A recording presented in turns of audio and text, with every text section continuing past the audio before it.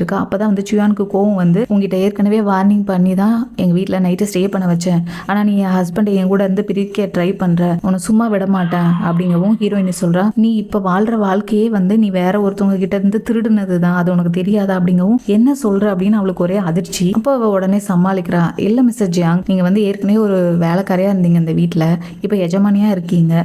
ரொம்ப நல்லா வாழ்ந்துட்டு இருக்கீங்க, பொழுதெல்லாம் நல்லா கழிச்சிட்டு இருக்கீங்க. இந்த டிராயிங் எல்லாம் வேற வரைய சொன்னீங்க இல்லையா, அதுக்காக நான் உங்களை சும்மா சொன்னேன் அப்படிங்கவும், ஜியான் வந்து அங்க இருந்த வேலைக்காரங்கிட்ட எல்லாம் வீடை நல்லா சுத்தம் பண்ணு அப்படின்னு சொல்லிட்டு ரவுடிஸ் எல்லாம் இருக்காங்கல்ல அவங்களுக்கு கால் பண்ணி அவளை வந்து அடிச்சு கை கால்லாம் முறிச்சு விடுங்க. அவ வந்து என்னோட ஹஸ்பண்ட் கிட்ட பழகிட்டு இருக்கா, அது தப்புன்னு அவளுக்கு தெரியணும், இனிமேல் எங்க பக்கம் அவ வரக்கூடாது அப்படின்னு சொல்றா. இப்ப இந்த ரவுடிஸ் எல்லாம் அவகிட்ட பிரச்சனை பண்றாங்க. என்ன, யார் நீங்க, என்ன பண்றீங்க, நான் கிளம்பணும், என்ன போக விடுங்க அப்படிங்கவும் அவங்க பிரச்சனை பண்ணி அவளோட கையை வந்து கல்லால அடிக்கிறான். அவளுக்கு ரொம்ப பெயின் ஆகுது. அவன் சொல்றான், இந்த தடவை உன் கையை மட்டும்தான் உடைச்சேன், இனி அடுத்த தடவை வேற யாரையாவது பண்ணாலோ இல்ல வேற யாரையாவது நீ மயக்கன அப்படின்னு தெரிஞ்சா நடக்கிறதே வேற அப்படின்னு சொல்லி அவன் வார்ன் பண்ணிட்டு போறான். இப்போ அவ ஹாஸ்பிட்டல்ல இருந்து ஜியாங்க்கு கால் பண்ணி, எனக்கு கை வந்து இந்த மாதிரி ஆயிடுச்சு, ரொம்ப பெயினா இருக்கு, ஹாஸ்பிட்டலுக்கு வந்து என்ன பார்க்க முடியுமான்னு கேட்குறான். அவன் வந்து கேட்குறான், உனக்கு எப்படி காயம் பட்டுச்சுன்னு கேட்கவும் தான் அவன் சொல்றான், இந்த மாதிரி நடந்த விஷயத்த சொல்றான், இனிமேல் நான் வந்து அவங்க வீட்டுக்கு வர மாட்டேன், நான் யாரையுமே கஷ்டப்படுத்தல, நான் அவன் மனசு காயப்படுத்தவும் இல்லை, ஏன் இப்படிலாம் பண்ணான்னு எனக்கு தெரியலன்னு சொல்லும்போது,